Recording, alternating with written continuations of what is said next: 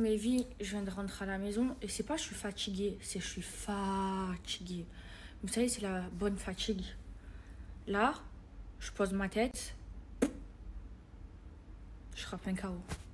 Je suis fatiguée. Ouh là là.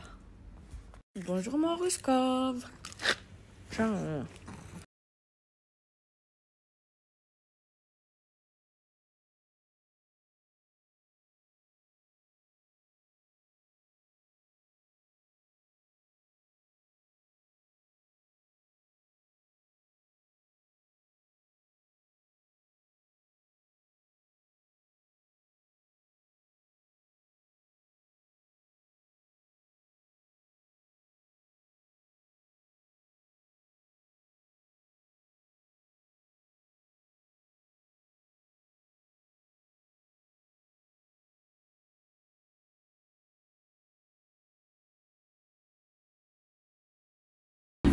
J'espère que vous allez bien.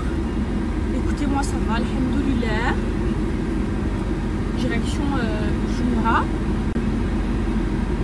Voilà, j'y vais bientôt. Donc c'est pas maintenant, c'est à midi 10, c'est dans 1 heure. Il est 11h10 là. Alors les filles, n'oubliez pas, Jumeirah, sortez, important de sortir. Sortez à votre échelle. Même des... Qu'est-ce qu'il me fait là? Même des bouteilles d'eau, vous déposez à la mosquée une bouteille d'eau, sortez à votre échelle, mais sortez les filles. Très important. Important, aidez vos parents, aidez votre mère. Très important si vous voulez la baraka dans vos vies. C'est même une obligation pour nous. Et les filles, à chaque fois j'ai la question qui me posait tout le temps la même question, donc je vais y répondre aujourd'hui, je vais en profiter.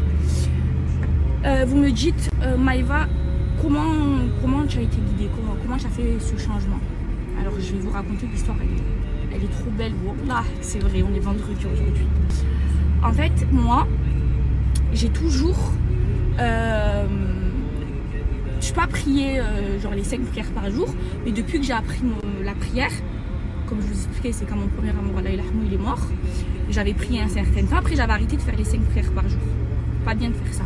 Prier, n'oubliez pas, c'est se différencier un musulman des mécréants. Et en fait, à chaque fois que je me lavais les cheveux, je faisais tout le temps les grandes ablutions et après je priais 2 rakats. Et en fait, une fois, j'ai raconté cette histoire à Akram, parce qu'en fait, Akram, il m'a connu avant. Akram, il m'a connu avant quand j'étais hyper égarée. Je me pardonne, il me guide. Et il m'a posé cette question. Et je vous disais, et comme Akram, il m'a connu les filles, j'étais super égarée. Et quand je m'as vu cet été, il a vu le changement et tout. Il m'a dit, mais comment tu as fait quoi? Qu'est-ce qui t'a poussé à faire ce changement? Et je vais vous dire, et je lui ai dit, écoutez bien cette histoire. En fait, avant, j'étais grave, que Dieu me pardonne, j'étais grave attachée à cette dunya. J'avais l'argent dans le cœur et tout ça. Et du coup, quand je priais les filles, j'avais peur de demander à Dieu de me guider. Et un jour, je l'ai demandé. Et par Allah, ben regardez. Et quand j'ai dit ça à Akram, il me dit Maïva, tu me crois? Parce qu'Akram, il est un peu comme moi. Genre, pendant le ramadan, il se rapproche de la religion et tout. Et après, voilà quoi. Il me dit, eh ben, tu me crois, c'est la même chose pour moi. J'ai peur de demander à Dieu de me guider parce que, je sais pas, j'avais peur de tout perdre. J'étais attachée à cette dunya avant. Et du coup, ben, j'ai demandé. Et après, il y a eu plein de causes qui ont fait ça. Par exemple, moi, les filles, vous savez que j'ai pas eu une éducation religieuse, pas du tout. Que, voilà, c'est moi, j'apprends à ma mère à prier. C'est moi, j'apprends voilà, des choses à ma mère et tout ça. Mais j'ai vraiment été élevée à l'occidental. J'ai eu 0 éducation religieuse. 0. Et qu'est-ce qui m'a encore plus, bon, c'est Dieu qui m'a guidée, hein, mais qu'est-ce qui m'a encore plus rapproché, c'est que... Attendez, je regarde le GPS.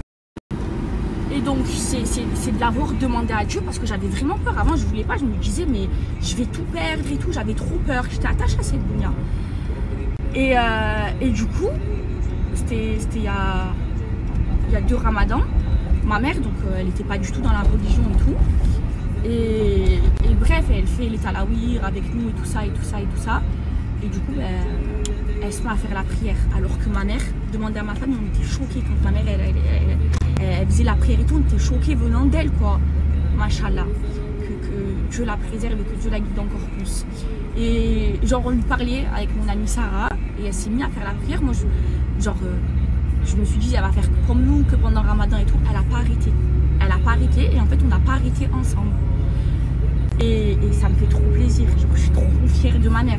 Vous savez pas, vous. Et genre, moi, et comment j'ai été à la Mecque, c'est Dieu qui m'a appelée. Mais l'école, ça a été quoi?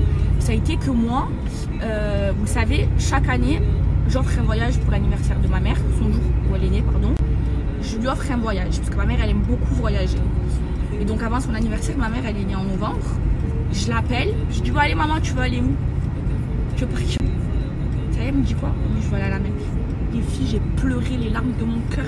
Que ma mère, qui était tellement loin, tellement égarée, qui n'a pas eu d'éducation religieuse, qui m'en a pas donné, qui continue la prière et qui veut aller là-bas, oh là là, j'ai pleuré les larmes de mon cœur et c'est grâce à elle qu'on y a été. Voilà la petite histoire.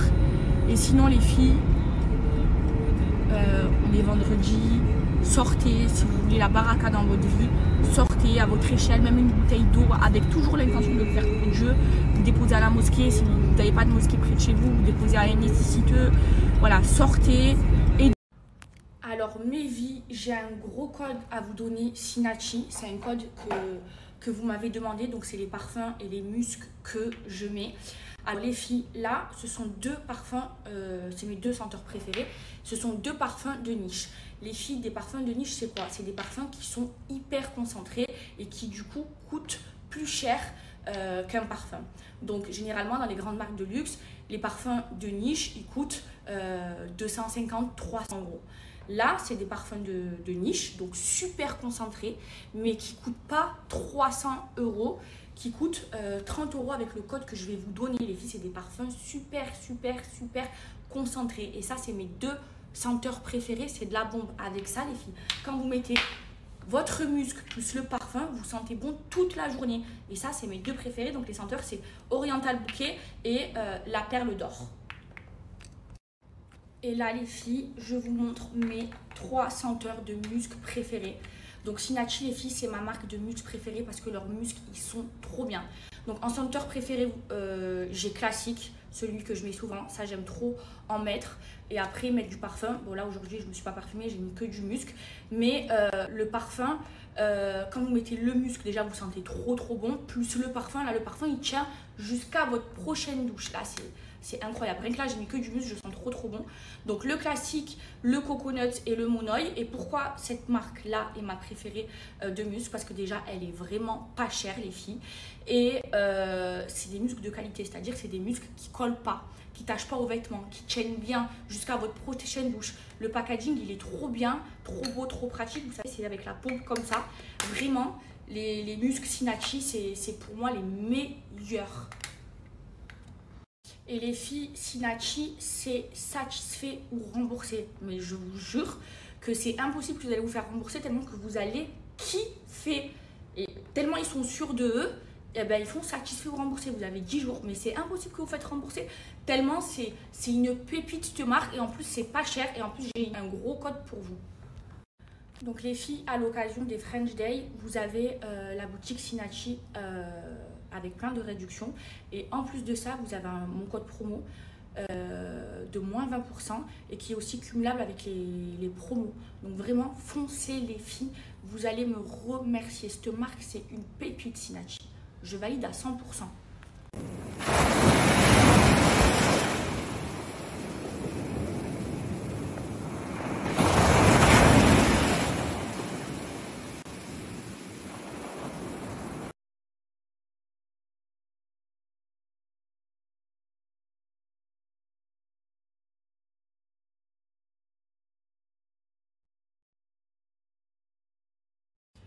Les filles, vous savez, il y a plein de personnes qui me demandent comment je fais pour faire des efforts comme ça.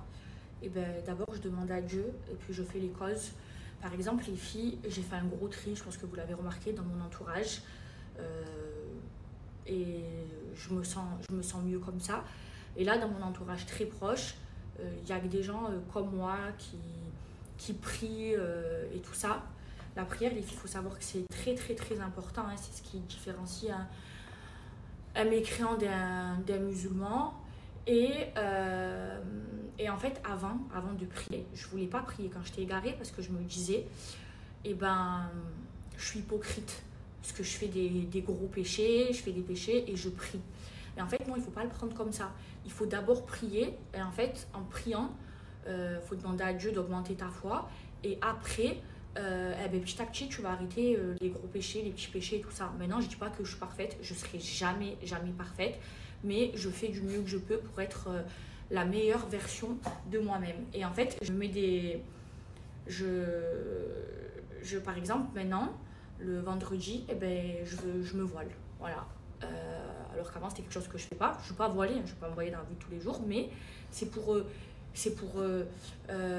essayer de le faire, vous voyez. Et je fais plein d'efforts. Et en fait, plus tu fais des efforts vers Dieu, tu fais un pas vers Dieu, Dieu, il en fait 10 vers toi. Et je vous jure, les filles, wallah, c'est vraiment, vraiment, vraiment réel. Et par exemple, j'ai arrêté les gros péchés. C'est-à-dire avant, vous le savez, je buvais d'alcool, j'ai arrêté de boire de l'alcool et ben, je forniquais. Et ben, cet été, les filles, j'ai eu une grosse épreuve à cause de mes péchés. Je pense que c'est après à la wahlem, mais je pense que c'est à cause de la fornication. Et du coup, j'ai arrêté de forniquer. Et j'avais un copain, les filles, eh ben, je forniquais plus. Et jusqu'à aujourd'hui, je ne veux plus forniquer. Celui qui me veut, il marie devant Dieu. C'est tout. Et j'arrête. Parce qu'après, les filles, si vous saviez les preuves que j'ai eues cet été, et ma mère et Saliha, ils m'ont ramassé à la petite cuillère. Et je sais que c'est à cause de ça. Et depuis que j'ai arrêté, les filles, je me sens mieux. C'est pas pour rien qu'il ne faut pas forniquer. C'est pas pour rien, les filles. Préservez-vous, s'il vous plaît. Préservez-vous. C'est très, très important. La fornication, les filles, c'est pas bien. Si un homme, il vous veut, il vous marie. Ça amène plein de mauvaises choses. Par exemple, avec la fornication, vous pouvez tomber enceinte et d'avorter si vous ne voulez pas l'enfant, ben, c'est péché.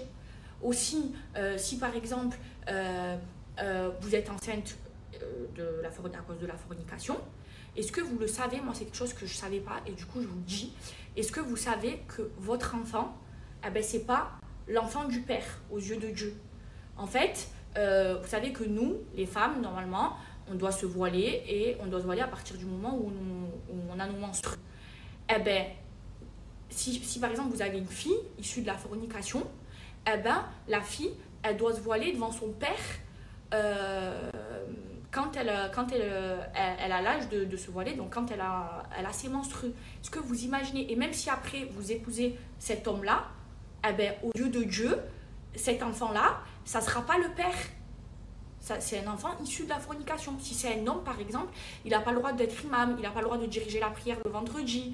C'est vraiment péché. Et moi, où j'ai été éprouvée, ça, c'est vraiment un péché que je ne veux plus faire. Et c'est un grand péché. Et qu'est-ce que la religion m'a apporté dans ma vie? Je vais vous le dire. Ça m'a apaisée.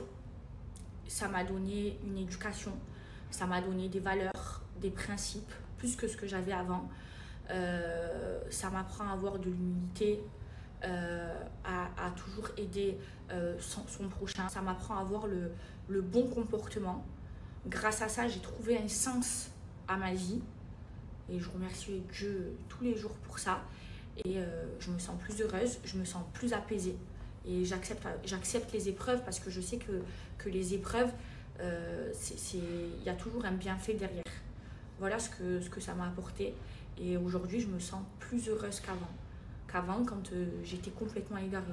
Par Allah, les filles. Et par contre, voilà, je suis pas meilleure que quelqu'un. Je suis meilleure que personne.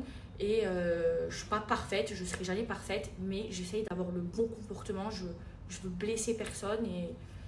Et voilà, tout ce que ça m'a apporté dans ma vie. Et je pense que c'est la plus belle chose. Je me sens apaisée, je me sens trop bien, les filles. Là, voilà, je vais couper les réseaux parce que le vendredi, j'ai besoin de couper et de me connecter avec ma spiritualité. Je vous dis à demain et je vous aime et que Dieu vous guide et que Dieu vous apporte tout ce que vous voulez. Je vous aime.